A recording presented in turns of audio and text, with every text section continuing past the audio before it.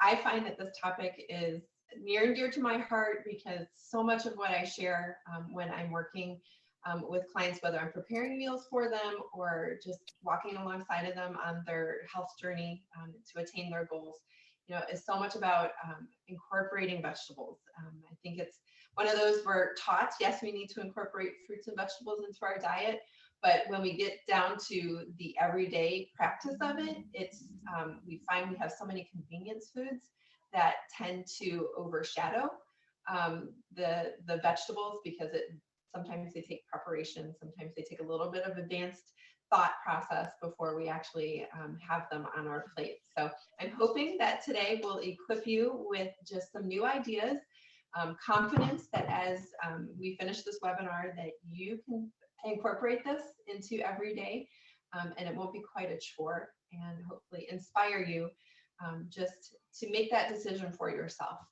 because it's amazing the nutritional benefits that vegetables offer. And I'm going to speak specifically about vegetables today.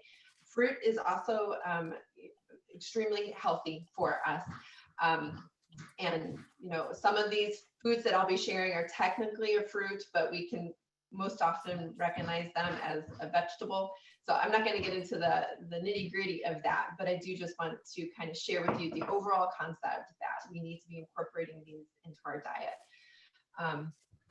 One thing I want to mention is I'd like for our webinar today to be a little interactive.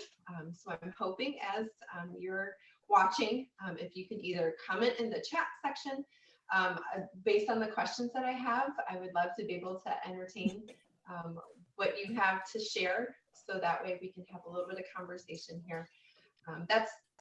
For me, that's the most fun presentation, to be able to interact with you. So one thing I would like for you to comment is, what vegetable did you hate as a child but enjoy now as an adult?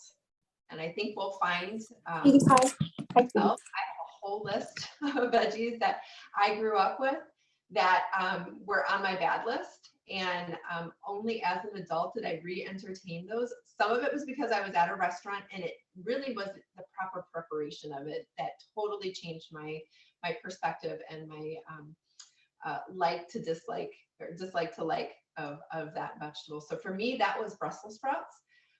Growing up, I just thought they were mini cabbages, and to me they tasted like cabbages, but I think the way that they were prepared, they were typically frozen and then they were just steamed with butter on it, and I just found that was not enjoyable. I didn't care for it at all.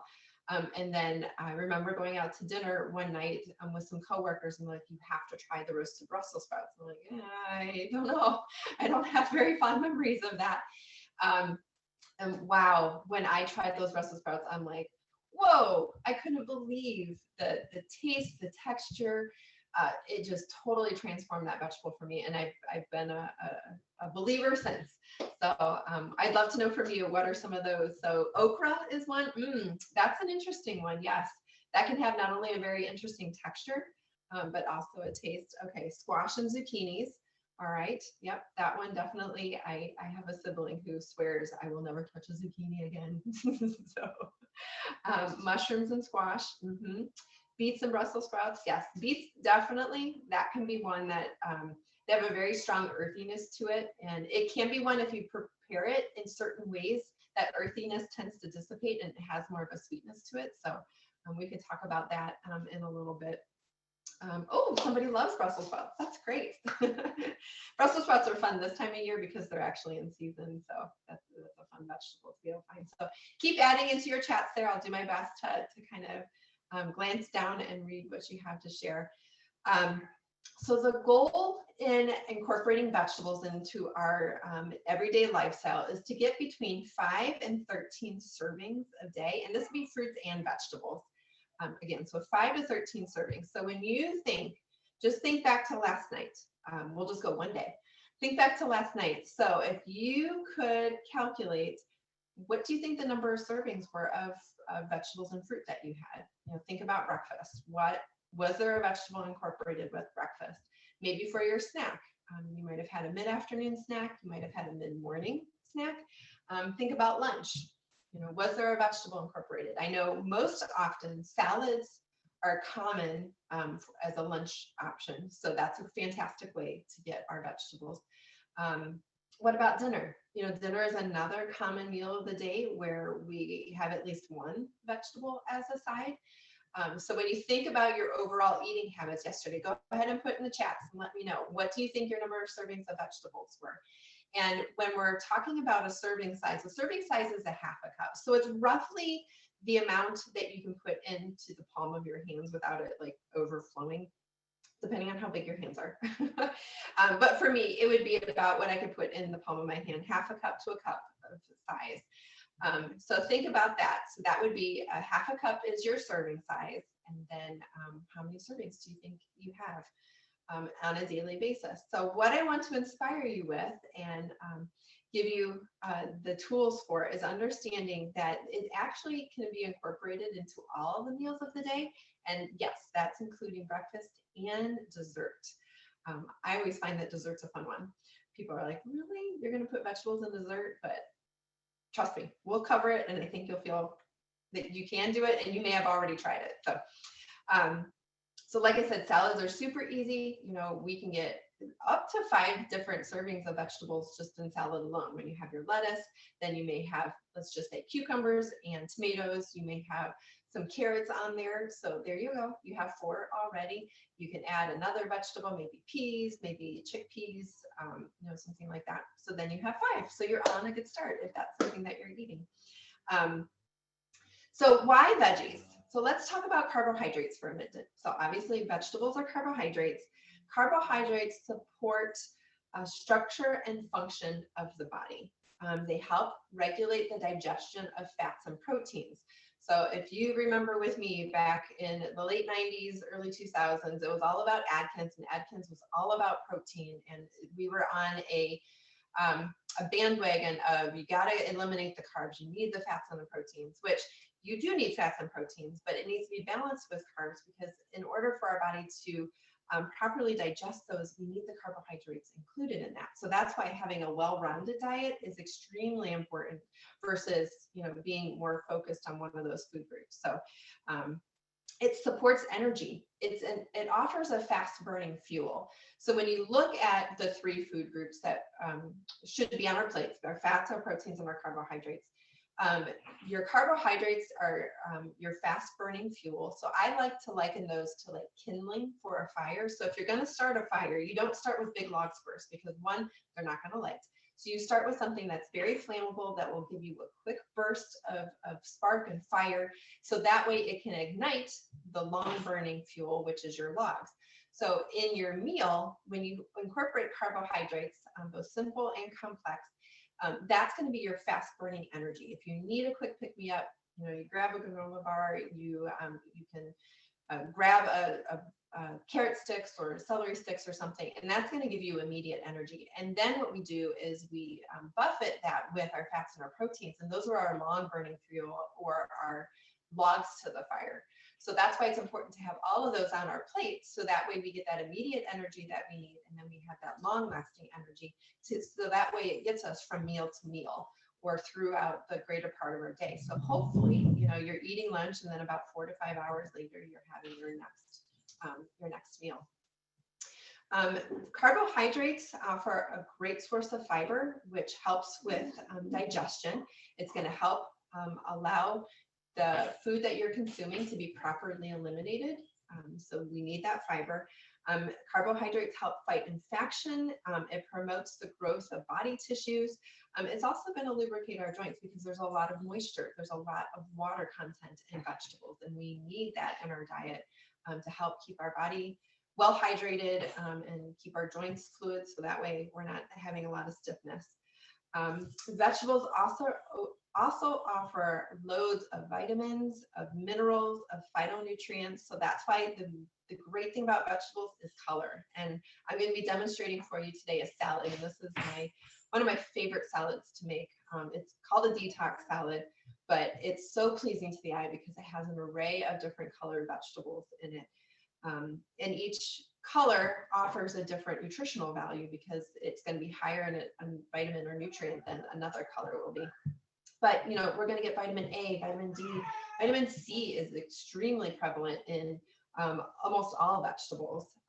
Zinc, magnesium, iron, calcium, beta carotene. We need all of those as part of our daily diet, just so that way we can support our bodies. It's going to support the tissue growth, our overall vitality, and overall health. It's going to help, again, support the digestion, the elimination, which also supports our immune system. When you're looking for support in weight management, vegetables are fantastic for that as well. You're getting the fiber, which is going to help with the elimination process, but vegetables are very low in calories to start with. It's how we choose to prepare them that can, increase those calories. But again, for the most part, they're going to be very low in calories, which is, fantastic if one of your goals is weight management. So when we're looking at our overall plate, what we want to do, and if you can kind of remember back to grade school, one of the government, it's escaping me now, but they have, your food plate and what your food plate looks like. Well, when you're thinking about your food plate, if you were to split your plate in half, 50% of that plate should be the vegetables and the fruit. And I would strongly encourage the heavy on the vegetables, light on the fruit. And then the other parts of your plate would be your fats and your proteins, and any dairy that you want to include as well. So when we're talking about, okay, how do you incorporate 50% of your meal to be vegetables? So this is where you start exploring and start being open to trying new things. I'm sure all of you have vegetables that you absolutely love, and it's so easy to incorporate those into every day. But I want to expand your horizons a little bit and give you some ideas of how can you incorporate some new vegetables in, and maybe vegetables that have a higher nutritional content to them. So that way you're buffeting your body, you're giving yourself even more energy, more vitality through the food that you're eating. So let me pause here. I want to look at the chat. So, okay, so several people have commented about how many servings. So 3 servings, 4 servings, 8 to 10. Ooh, nice job. That's great. 3 to 5. Okay, fantastic. Well, now you're going to be challenged after today's webinar to start thinking about what your meal this evening is going to look like and your meal tomorrow is going to look like, to see, can you increase that number? Can you get from 5 to 13? So that's your first challenge of the day. So let's see, what can we do to incorporate more vegetables into our salads? Well, let's talk about just the base of a salad is typically lettuce. So iceberg lettuce has probably the lowest nutritional value of all of the lettuces that are available. So if you want to up your ante a little bit, go for something like romaine, go for something like spinach, perhaps even kale. And there are different varieties of kale. We'll talk about that when we're talking about how to grocery shop for the vegetables. But there are a softer leaf kale, then you have your firmer leaf kale, like your curly kale is going to be often more tougher. Your dinosaur kale is going to have more of a firm texture to it, but it actually, it has a softer texture than your curly kale. So give that a try. Arugula is a fantastic, it has a spiciness to it. So you can pair, I wouldn't suggest a whole arugula salad unless you really like that flavor, but I like to incorporate arugula into my lettuce mix. So I will often just buy strictly mixed greens. You're getting a variety of baby lettuces there. It's typically baby kale, baby romaine. You'll have some red leaf lettuce in there, green leaf lettuce. There are spinach arugula mixes that you can already buy. So you're getting, a little bit of spicy flavor in with a more milder spinach taste. So all of those are fantastic ideas for the base of your salad, and incorporate several then. And then you're getting a really nice broad spectrum of dark leafy greens, which are super good for you regarding their nutritional value. So to that, so we talked about, a traditional salad might be lettuce or tomatoes, cucumbers, maybe you add some onions to it. So things that I like to add that are more uncommon in traditional salads that you get from a restaurant. I love to do radishes, and radishes come in an array of colors.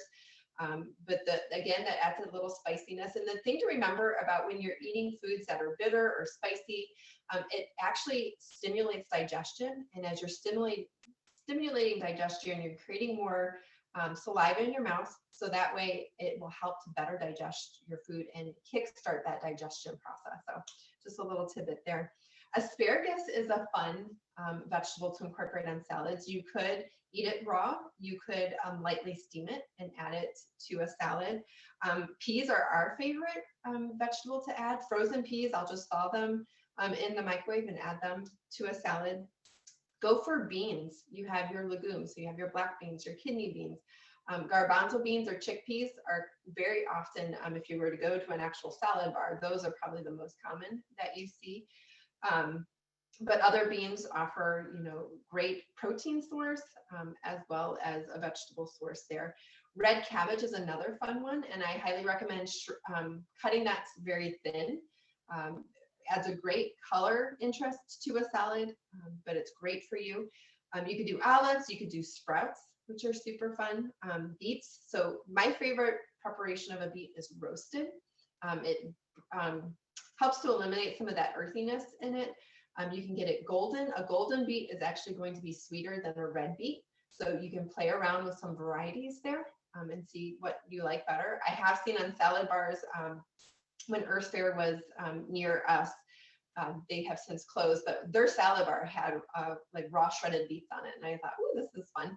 I'll get some raw carrots and I'll get some beets. And for me, that was just a fun addition to a salad that I typically don't have all the time. Then you could do things that are fermented. So you could do pickles on your salad. You could do something like kimchi, which has a little fieriness to it because it's made with red peppers, spicy red peppers.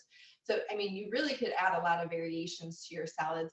Fruit, I love to pair fruits and vegetables together in salads. So one of my favorite salads right now is either an apple salad or putting apples on my salad, putting pears on my salad, putting oranges in the winter and grapefruits. Those pair beautifully with a lot of your lettuces and your spicy mixed greens there.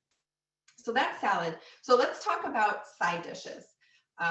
There can be an array of things that you can do for a side dish. So I'm going to share just some different preparations for various vegetables that you can enjoy. So roasted, you can go with any of your cruciferous vegetables. So your broccoli, your cauliflower, your Brussels sprouts. Those are fantastic. Roasted, because what roasting does, it's the high heat in the oven, and what you're doing is you're crisping the outside but caramelizing the natural sugars in it, and that's what helps to elevate that flavor. So if you don't like Brussels sprouts, I highly recommend giving it a try again, roasted. You might change your mind. Beets, again, like I said, are another one. Tomatoes are a really fun one to have roasted.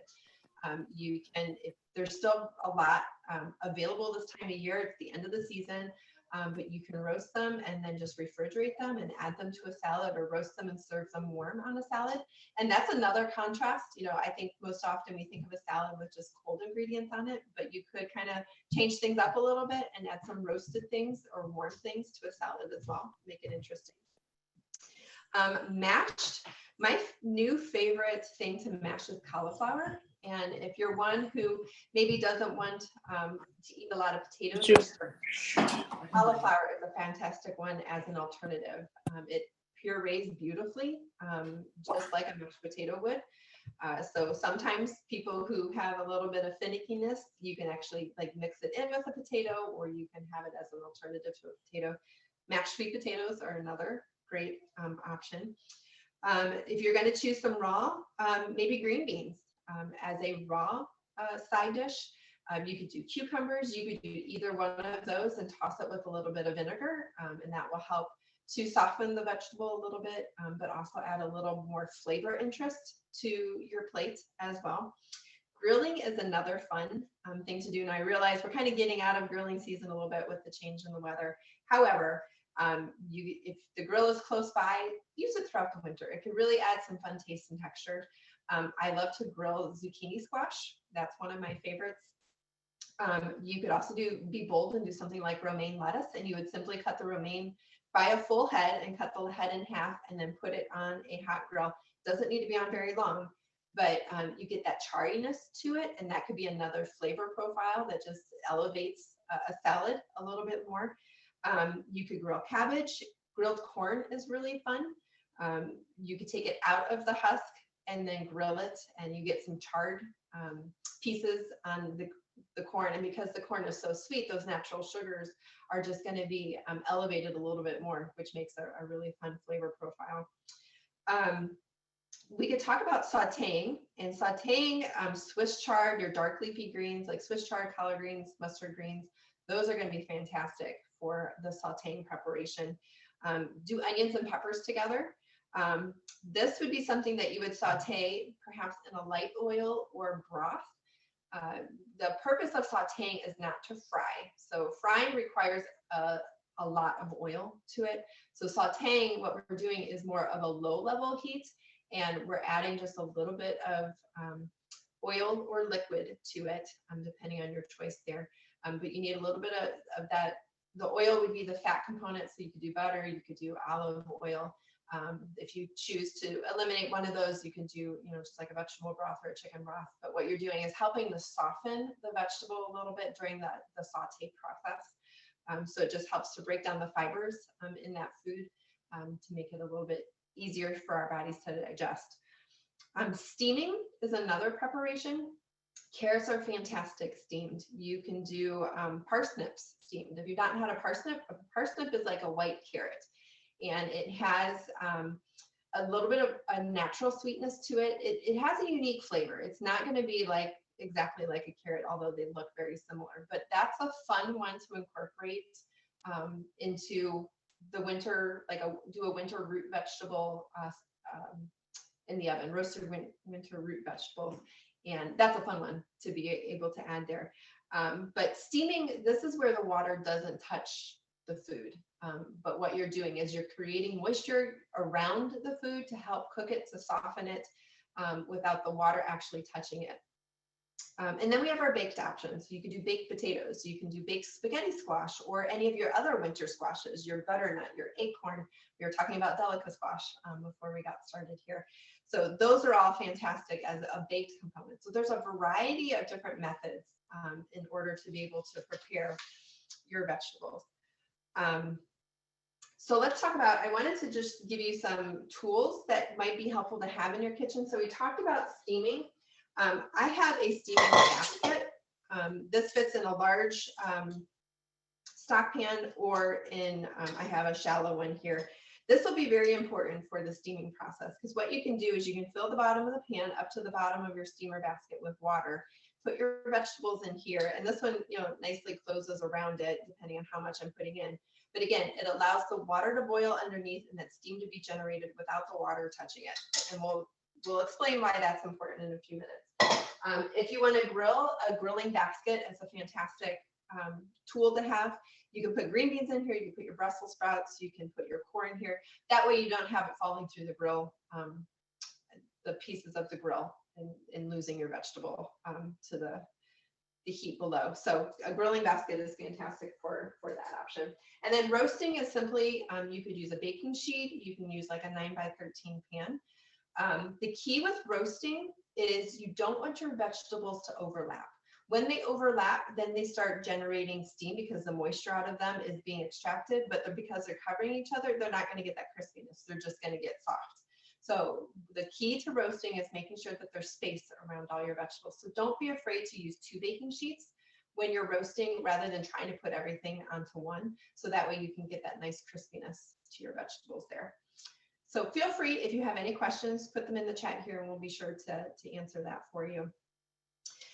So let's talk about what is a unique way to be able to incorporate vegetables into breakfast. Well, the first thing that I go to is creating an omelet. Omelets are fantastic because you have your protein with your eggs and you can stuff it with vegetables. So most common, spinach and Swiss cheese. You can do tomatoes, like a Western omelet is usually peppers, onions, tomatoes in there. So just start to think about, okay, if you're going to incorporate maybe something like ham or sausage, find a complementary vegetable to incorporate with that. Sometimes you can put them in raw and just fold the omelet or the egg over top of the raw vegetables, and they'll soften just due to the heat that's being generated from the folding of the omelet. Most often I like to saute my vegetables first, and then I'll put them into my finished eggs and create the omelet that way, because I prefer to have things softer. That's just personal preference there. A bowl or a hash is another fun way to be able to enjoy vegetables. So you could do like butternut squash, sweet potatoes, Mix that with some onions and some parsnips. Add, if you wanted a protein component, you can add some sausage to that or add some ham. Season it generously with maybe some sage, rosemary, thyme, and you can have a really delicious hash. You could put maybe a poached egg over top of that, or an over medium egg, and allow the yolk to kind of ooze out and be a little bit of like a gravy for that roasted preparation. Smoothies are another fun one. So you could search the internet, and I've come across many, but so common vegetables that you'll find in smoothies, you'll find spinach, you'll find kale. I would have to say the dark leafy greens tend to be very common. Arugula is another one that is gaining some momentum to put inside a smoothie. Now, again, because it has a little bit of spiciness to it, you do have to enjoy that flavor with your sweet pairing of your fruits. Try cauliflower. You can use frozen cauliflower, so that'll add to the coolness of the smoothie, making it a little bit thicker. But frozen cauliflower, if you use just a small amount, you're not going to notice the flavor of it. Beans are another one. So consider putting like cannellini beans. You can go with a garbanzo bean. So we want to go with something that's a little bit more mild tasting, but that adds a great fiber component. It will add some structure to the smoothie as well. Again, adding a little bit more protein to that. Because they're a light colored bean, they're not going to change the color of your smoothie at all. Consider adding avocado. This is probably my favorite. I'm not a huge banana fan in my smoothies because I really feel like the banana has a more pronounced flavor. So I will add avocado when I want that real smooth and creamy texture. It adds a fantastic healthy fat to the smoothie. And then again, more vitamins and minerals. So you can put it in frozen, you can put it in fresh, whatever. Avocados are one of those that I like to buy when they're on sale. Sometimes you can find them as cheap as like 59 cents an avocado. And what I'll do is I'll peel them and I'll take the pit out, cut them in half, take the pit out, and then put them on freezer trays and freeze them whole. And then once they're frozen, I'll put them in a Ziploc bag and then pull out what I need for a smoothie. So if they're small avocados, I'd probably put a half of one in a smoothie, or I'll just dice it up then before I freeze it. So that way I always have some avocado available to put into a smoothie. Some smoothies, like a detox smoothie, that will include ginger, it'll include celery, again, something like arugula. Carrots are another fun one. Sweet potatoes. I put butternut squash or sweet potatoes in my smoothies, especially if I'm doing something tropical, because again, it's adding that beta carotene with the mango and a pineapple. And it just, again, adds more vegetables servings that we need. Beets is another one, and that one's fun to pair maybe with raspberries, strawberries, cherries. Again, it's red, so it's going to blend right in. And if you're using roasted, you're going to have a sweeter flavor profile to your smoothie. If you're using raw, just remember to use a little bit. You're not going to get a full half cup serving in there. But again, incorporating a little bit is better than not incorporating any. So that's how I like to think. And then think breakfast, banana bread. You have zucchini bread, you have pumpkin bread. That's super popular this time of year. Now, again, these baked goods are going to have a higher sugar content to it. So I'm not advocating that you should eat a half a loaf of pumpkin bread to get your servings of pumpkin. However, you know, it's a fun treat to have this time of year. And, you know, again, it's adding vegetables into your daily consumption. Again, and if you're letting go of some of the sweet things later on in the day, then you can enjoy that piece of zucchini bread or pumpkin bread and not feel guilty about it. Desserts are another fun one. So pumpkin pie, it's pumpkin. Sweet potato pie. Again, we're going to have an element of sugar that's used to sweeten it. But if you were to make it yourself, you could decrease the amount of sugar in it and be able to allow that vegetable to be a little bit more pronounced, both in flavor and then lower sugar content. Carrot cake is going to have carrots in it. That's a fun one. Zucchini cake. I make a chocolate zucchini cake, and you put the zucchini in the food processor and puree it basically, and you never know that it's in the cake. So for my very picky eaters, when I'm coaching them, I'll be like, let's just incorporate some vegetables without really knowing that we're eating the vegetables. And zucchini cake is one of them. Because of the chocolateness in the cake, you never see the zucchini and you never taste it, but it's there. Avocado mousse is another fun one. You'll find lots of recipes online for avocados. But again, because of their texture, they will add a really nice creaminess and smoothness. Refrigerated is my preferred way of eating it. I do feel like when it's at room temperature, you can taste the avocado, but when it's refrigerated, and typically it's paired with chocolate. So chocolate always supersedes anything we eat because it's so delicious. But you can get a really great mousse made from incorporating avocados in it. So you will get a handout today that goes over a lot of this information, and I have several recipes on there for you to try that incorporate both vegetables in breakfast and in dessert. So I would just encourage you to give those a try, and then I would love to hear from you, whether you post something on one of my Facebook posts or even email me directly. I would love to know what you have tried for yourself. So let me take a look here and see if we have anything we should talk about in the chats. Yes, freezing avocado, absolutely. And that's what helps it from turning brown. It's not gonna, you could actually make guacamole from frozen avocados, and it's not gonna, the color's not gonna change. So if you're trying to figure out, okay, what's the right time to use it, and then you maybe know that you're gonna move beyond that window and that avocado is not gonna look very good in the next day or two, just go ahead and freeze it, and then you'll save it.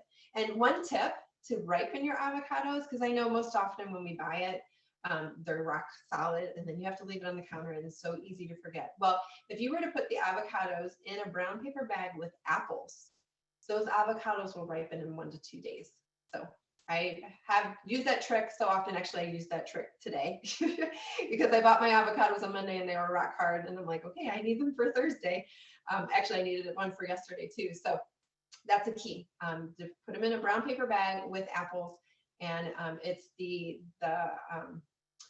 I don't know the science behind it, but something that the apples emit that helps to ripen fruit. So that's, I'm not the science person. I'm not sure. Maybe somebody else knows that. Add a touch of lime juice to prevent browning. Absolutely. Yes, with your avocados. So there's some ideas for incorporating for breakfast and for dessert. So now you can see it can be very doable to get at least 5 servings a day. So shopping is the next one. It's like, if you're not familiar with buying a lot of these vegetables, what should you look for?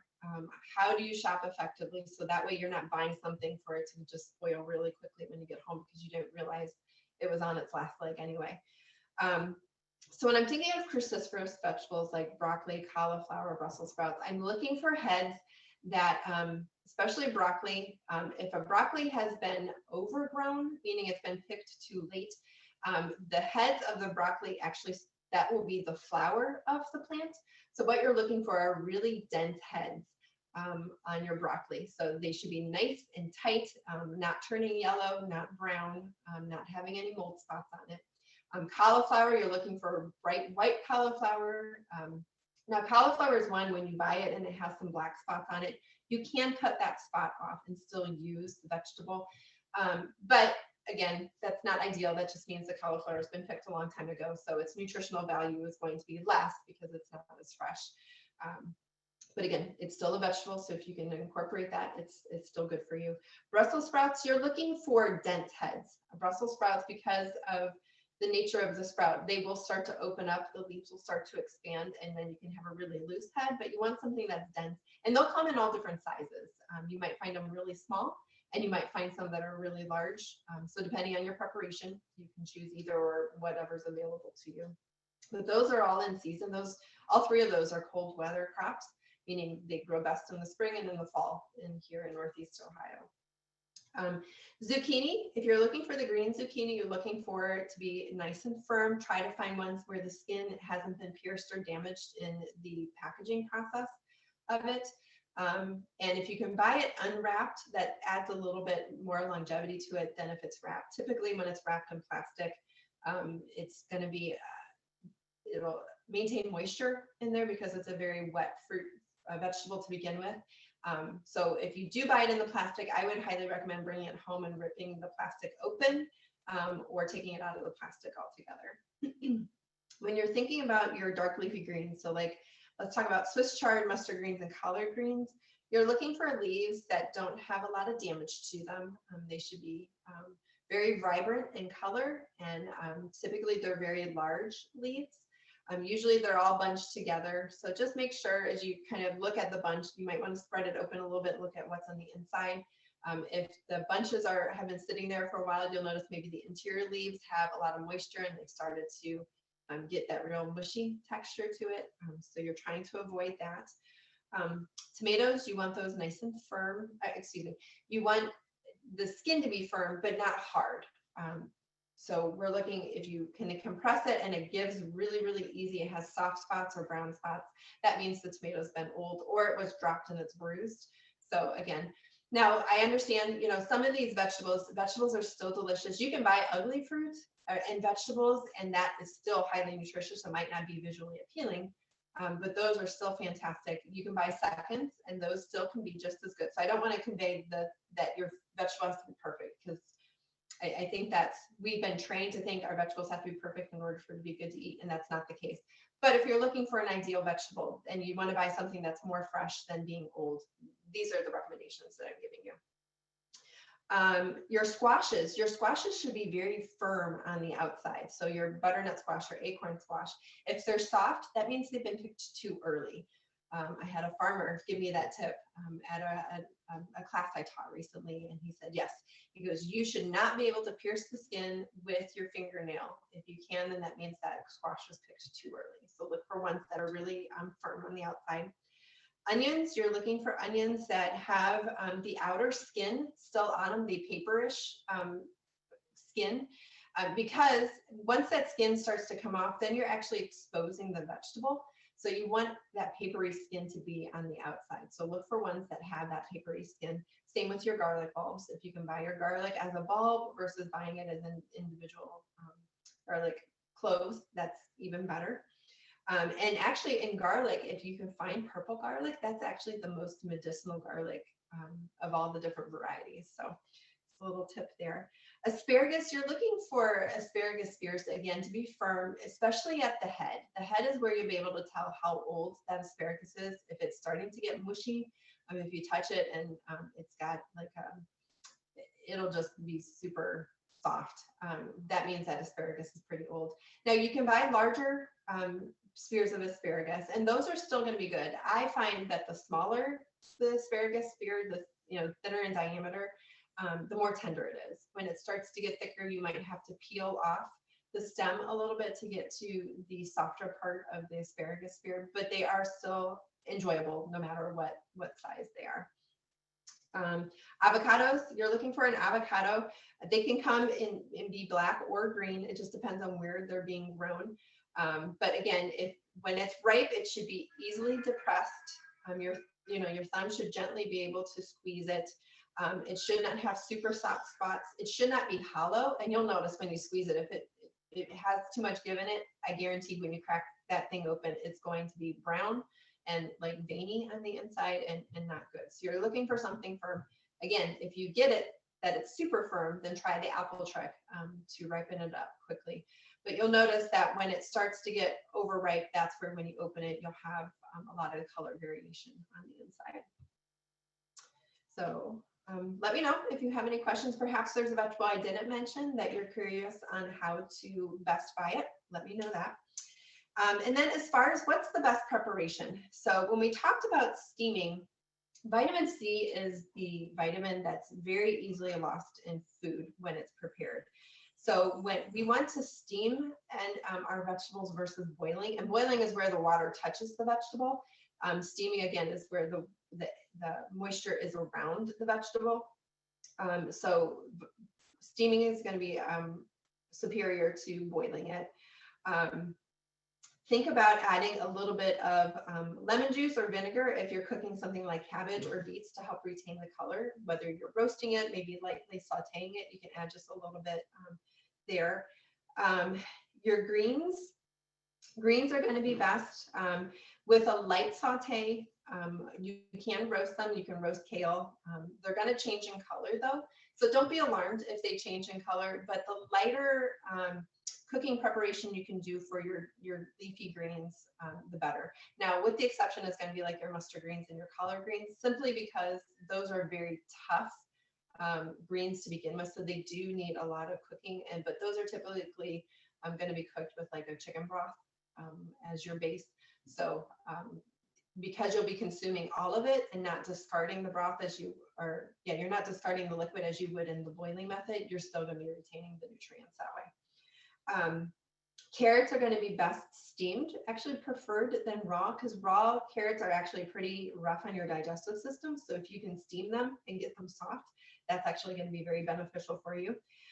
Garlic, it can be enjoyed raw, and if you were to able to cook it, it actually changes the nutritional profile of it. It's one of those very unique vegetables that it's nutritionally complex raw, but then it has a little bit of a change when you cook it as well. Brussels sprouts, so if you want to cut down on the bitterness of your cruciferous vegetables, that's where roasting is going to bring out that natural sugar sweetness and offer a really fun flavor. Green beans are fantastic steamed. So again, a little bit of water at the bottom of a pan, you can put it in a basket, so that way the moisture is going around it. When you're one storage tip for onions is you don't want to store onions and potatoes together, because onions will actually cause your potatoes to start to grow the eyes, which means it's the beginning of the growing process for that. So keep your onions and garlic, you can keep that together, but separate from any of your potatoes. And then, so that was it for vegetables. So I just wanted to highlight a few. I realize there's a ton of vegetables out there, but those seem to be the most common that we all seem to enjoy. And then, so we talked about the steaming method. We talked about roasting. Roasting is typically done between 400 to 425 degrees. So again, the tip for roasting is just making sure that there's space around your vegetables there. And then we talked about sauteing being something with fat or a broth, and it's just a light liquid touching the vegetable versus immersing it like the boiling would be. So I would love for you to put in the chat section, what is one vegetable that you've always been curious to try, but you haven't yet? That would be fun to be able to interact. Maybe we can talk about some fun cooking techniques for that. So in order to encourage you to get started, so having a plan is really the best way to start incorporating 5 to 13 servings a day. Perhaps you are somebody who wants to start meal planning. You know, that would be something I'd be happy to support you in. I have a webinar that I can do on meal planning, and then I can walk beside you and help you either do some freezer meals, so that way you have meals already together, or we can create some things that are more fresh prepped as well. Exploring new ideas and recipes. So on my website, I have a handful of recipes on there. I love to reference recipes in my blog posts, so you can, reach that or get that information from my website as well. But Pinterest is fantastic. Yumly is a fun website that I find a lot of recipes that I enjoy off of. So don't be afraid to visit those recipes for inspiration, but the key is just making sure that you discipline yourself in order to do it. And if I can offer you any help, I'd be happy to support you, whether you just need somebody to coach you and walk alongside, or if you need me to actually help you by getting in the kitchen and we can work together to give you a little bit more confidence. I would love to be able to support you that way. So in closing, I wanted to do a really brief cooking demonstration. As I mentioned, this detox salad is one of my favorite salads. I find it to be a very easy salad to put together because I use my food processor and I put the vegetables in such an order that I never rinse it out until I'm ready to make the dressing. So I wanted to just share with you, you'll get this recipe in the handout. So I have the variety of vegetables here. So it's going to get 4 main vegetables. It's going to be cauliflower, carrots, red cabbage, and then kale. And I chose to buy the organic kale in a bag. I typically don't buy this one because this is what I find super annoying, is they'll include the stem along with the leaves. And when I'm making a salad, I don't want to be eating this. But for this salad, because we're putting it in the food processor to make it nice and small, I don't mind using the bagged kale for this. So what I will do is I'm going to put the vegetables in the food processor with my S blade. So that would be this blade here.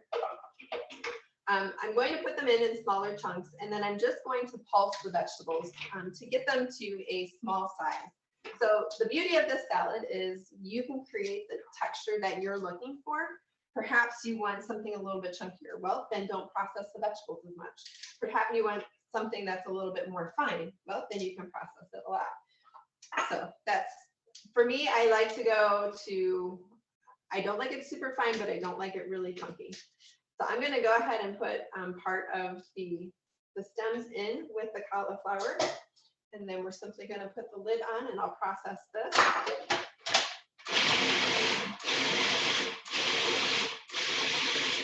And I'm just using the pulse feature. And I started with the cauliflower first, one, because it's white. And if you were to do the cauliflower after any of these others, it's going to change color. It's going to absorb the color of the other vegetables. So I start with white first. And then I'll do my carrots next. Again, I'm just gonna put them in already in chunks. And we'll do the same.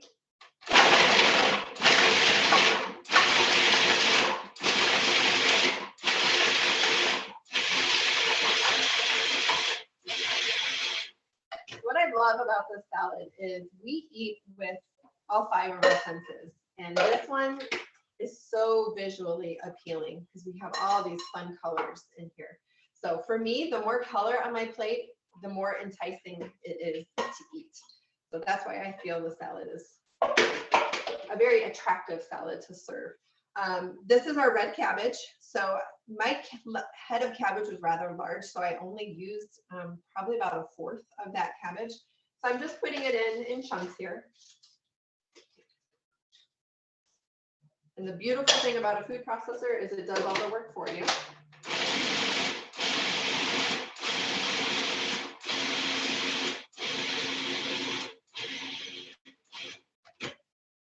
You will find with some of the vegetables, you might get some larger pieces here that don't process. But I'm putting a lot in as well. You can, saving us a little bit of time here, I'm putting more in than I typically would. I'll do it in 2 batches.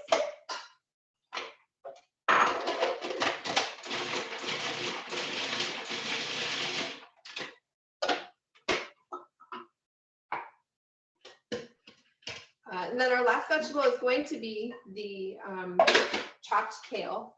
Now, because it's already chopped, it doesn't need a lot of processing. But again, I want to get it into a smaller size to be more unified with the other vegetables that we're using.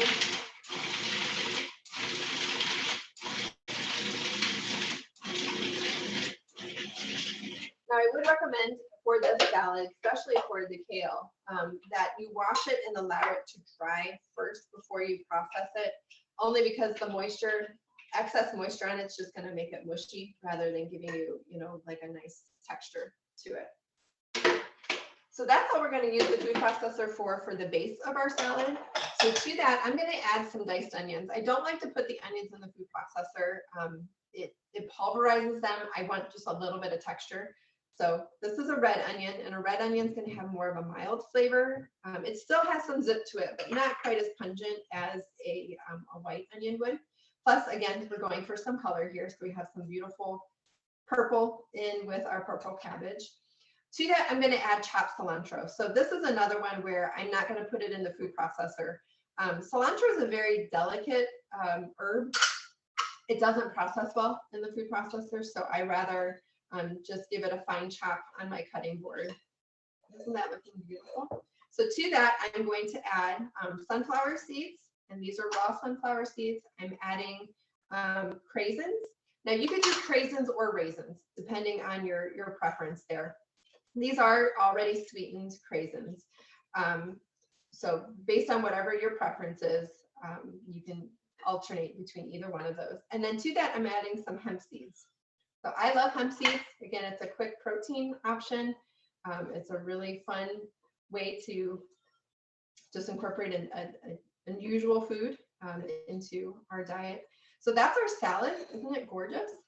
Lots of color there. It smells delicious. This salad is very shelf-stable. It will last about 5 days. What you'll start to notice is that the cauliflower will lose a lot of its vibrancy. It won't be quite white anymore. So it's one of those where I will make a larger batch, and then we'll eat it for several days. So that's the salad itself.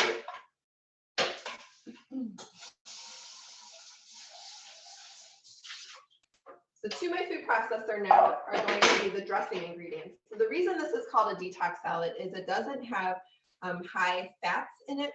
And all of these vegetables are going to be great for supporting your liver and the natural detoxification process your body is going through on a daily basis. So we're helping to enhance that process by adding in some of these other ingredients. So we're going to add fat, but fat from, instead of an oil like an olive oil, it's going to come from our avocado here. So see how beautiful this avocado is? So we're simply going to add, and this is a small avocado. You can decide if you want the whole thing in, if it's a large one. The recipe calls for a half of one, but because this is so small, I'm adding the whole one in. I love avocado, so I'm never afraid to add a little bit more. So to that, we're going to add a little bit of cilantro. And then I'm also going to add 2 cloves of garlic. And I'm just going to slice these a little bit to make it process better. And then fresh ginger. So your garlic, your ginger, your cilantro, and our fruit juices that we're adding are all going to be that strong support for detoxification. To that, adding a little bit of salt and pepper. And then our juice blend here. So this is going to be lime juice, lemon juice, apple cider vinegar, and then just a hint of maple syrup to help cut back on that acidity. So we have 3 very acidic ingredients in this dressing.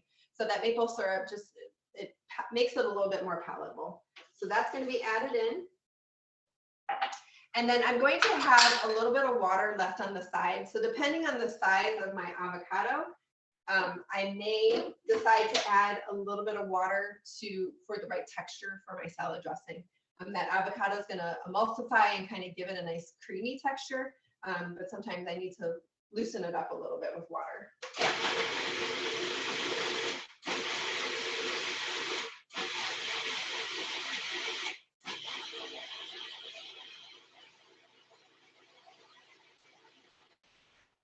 And I don't think I'm going to add water to it. It has a very nice consistency as is. And that's it. That's our detox salad. So again, it's a very fun salad. This salad dressing will not change dramatically in color because of all of those, the lime juice and the lemon juice we have in there. It will change a little bit when you put it on the shelf, but you should be able to consume the salad with the dressing. And it doesn't need a lot of dressing on it because that dressing is very pungent and very acidic. You just need a little bit to pair with your salad. So I would love to know if you give this salad a try, and then if there's any other vegetables that you're going to be introducing, so that way you can get your 5 to 13 a day. It would just be fun to converse with you on that. So thank you again. I so appreciate you joining me today in the kitchen for understanding how to incorporate veggies more. And feel free to reach out to me at Purposeful Eats. So it's Jeanne@purposefuleats.com if you'd like to email me, or purposefuleats.com for my website. Great. Well, thank you. You've given us a lot to think about. And I have also sent the link to anyone that's interested in the next event, November 17th. I can't believe we're already talking about healthy holiday eating already. But we are quickly approaching the holidays. So I've sent information for your link. And I will, after this webinar, I will make sure that I send out the attachments for today's event. That way you can have the recipe at your fingertips, and hopefully you'll all consider trying it.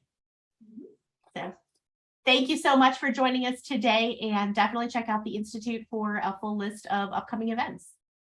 Have a great day. Thank you. Bye-bye. Bye-bye.